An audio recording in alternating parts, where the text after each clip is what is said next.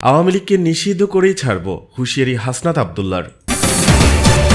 আন্দোলনকারী নারীদের উপর যৌন নিপীড়নও চালিয়েছে আওয়ামী লীগ, জাতিসংঘের প্রতিবেদন।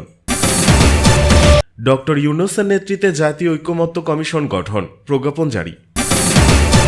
প্রত্যন্ত অঞ্চলেও ছিল আয়নাঘর, সব খুঁজে বের করা হবে, জানালেন প্রেস সচিব। ইসির সঙ্গে জামায়াত নেতাদের বৈঠক। কন্টেন্ট ক্রিয়েটর কাফির বাড়ি পুড়িয়ে দেওয়ার ঘটনায় মামলা।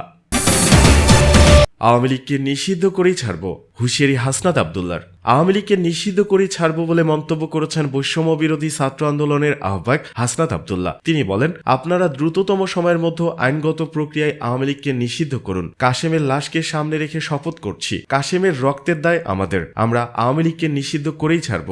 বুধবার রাত 9টায় কেন্দ্রীয় শহীদ মিনারে শহীদ আবুল কাশেমের জানাজায় এ শপথ করেন তিনি। গাজীপুরে শিক্ষার্থীদের উপর আওয়ামী লীগ কর্মীদের হামলার ঘটনায় আহত আবুল কাশেম আজ বেলা 3টার দিকে ঢাকা মেডিকেল কলেজ হাসপাতালের আইসিইউতে চিকিৎসাধীন অবস্থায় মারা যান। হাসনাত আব্দুল্লাহ বলেন, অন্তর্বর্তীকালীন সরকারকে আমরা আহ্বান জানাচ্ছি, আওয়ামী লীগকে নিষিদ্ধ করার জন্য আপনাদের আর কি কি প্রয়োজন। দীর্ঘ 4 দশকের বেশি সময় ধরে মানুষের অধিকার লুণ্ঠিত হয়েছে।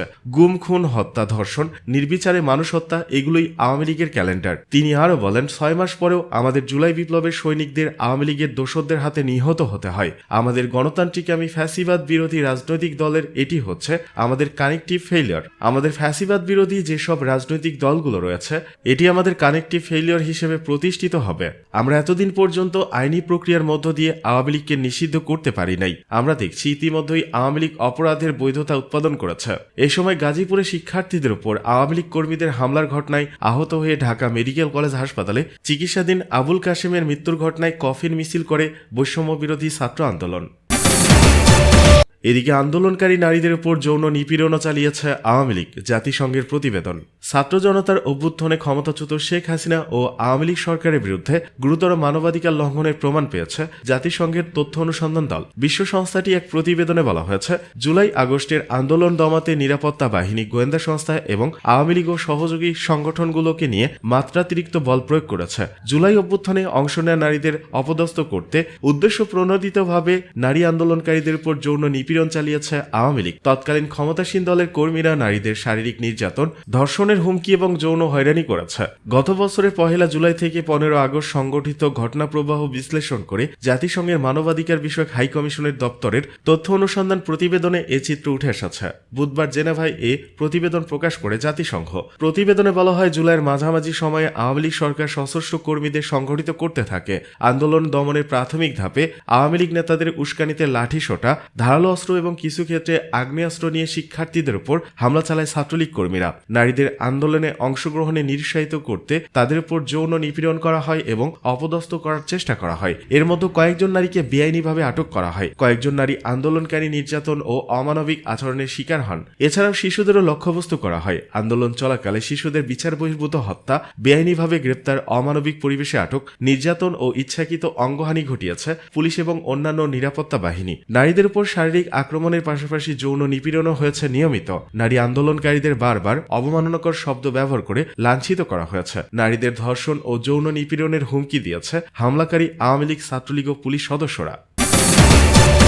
ডক্টর ইউনূসের নেতৃত্বে জাতীয় ঐকমত্য কমিশন গঠন, প্রজ্ঞাপন জারি। 7 সদস্যের জাতীয় ঐকমত্য কমিশন গঠন করা হয়েছে, যার সভাপতি অন্তর্বর্তী সরকারের প্রধান উপদেষ্টা অধ্যাপক ডক্টর মোহাম্মদ ইউনূস। সহসভাপতি হিসেবে আছেন সংবিধান সংস্কার কমিশনের প্রধান অধ্যাপক ডক্টর আলী রিয়াজ। বুধবার মন্ত্রিপরিষদ সচিব ডক্টর শেখ আব্দুর রশিদ স্বাক্ষরিত এ সংক্রান্ত প্রজ্ঞাপন জারি করা হয়েছে। কমিশনের সদস্য হিসেবে আছেন জনপ্রশাসন সংস্কার কমিশনের প্রধান আব্দুল মুঈদ চৌধুরী, পুলিশ সংস্কার কমিশনের প্রধান সফরাজ হোসেন, নির্বাচন ব্যবস্থা সংস্কার কমিশনের প্রধান ডক্টর বদিউল আলম মজুমদার, বিচার বিভাগ সংস্কার কমিশনের প্রধান বিচারপতি এমদাদুল হক এবং দুর্নীতি দমন কমিশন সংস্কার কমিশনের প্রধান ডক্টর ইফতেখারুজ্জামান। 15 ফেব্রুয়ারি থেকে এই কমিশন কাজ শুরু করবে বলে জানানো হয়েছে। প্রজ্ঞাপনে বলা হয়, কমিশন আগামী নির্বাচন সামনে রেখে নির্বাচন ব্যবস্থা, পুলিশ, বিচার বিভাগ, জনপ্রশাসন, সংবিধান ও দুর্নীতি দমন বিষয় সংস্কারের জন্য গঠিত কমিশনগুলোর সুপারিশসমূহ বিবেচনা ও জাতীয় ঐকমত্য গঠনের জন্য রাজনৈতিক দল ও শক্তিসমূহের সঙ্গে আলোচনা করবে। কমিশনের কার্যালয় সরকার কর্তৃক নির্ধারিত হইবে। কমিশনের মেয়াদ হইবে কার্যক্রম শুরুর তারিখ হইতে 6 মাস এবং প্রধান উপদেষ্টার কার্যালয় এই কমিশনকে সাচিবিক সহায়তা দেবে বলে প্রজ্ঞাপনে বলা হয়েছে। প্রত্যন্ত অঞ্চলেও ছিল আয়নাঘর, সব খুঁজে বের করা হবে, জানালেন প্রেস সচিব। প্রধান উপদেষ্টা প্রেস সচিব শফিকুল আলম বলেছেন, বাংলাদেশে যত আয়নাঘর রয়েছে সব খুঁজে বের করা হবে। এটা ঢাকার মধ্যে সীমাবদ্ধ ছিল না, প্রত্যন্ত অঞ্চলেও ছিল। বুধবার দুপুরে রাজধানী ফরেন সার্ভিস একাডেমিতে এক মিডিয়া ব্রিফিংয়ে তিনি কথা বলেন। এ সময় তিনি আরো বলেন, গুম কমিশনের রিপোর্ট অনুযায়ী এবং নিরাপত্তা বাহিনী যে তদন্ত করছে তার ভিত্তিতে ধারণা করা যায় যে সারা দেশে 700 থেকে 800 আয়নাঘর রয়েছে। এ ধরনের ঘর আরো বের হচ্ছে। তাতে বোঝা যাচ্ছে এটি শুধু ঢাকার মধ্যে সীমাবদ্ধ ছিল না, প্রত্যন্ত অঞ্চলেও ছিল। হিউম্যান রাইটস ওয়াচের প্রতিবেদনে স্পষ্ট লেখা আছে, গুম ও খুনের সাথে পতিত স্বৈরাচার শেখ হাসিনা সরাসরি জড়িত ছিল, তার নির্দেশেই এগুলো হয়েছে।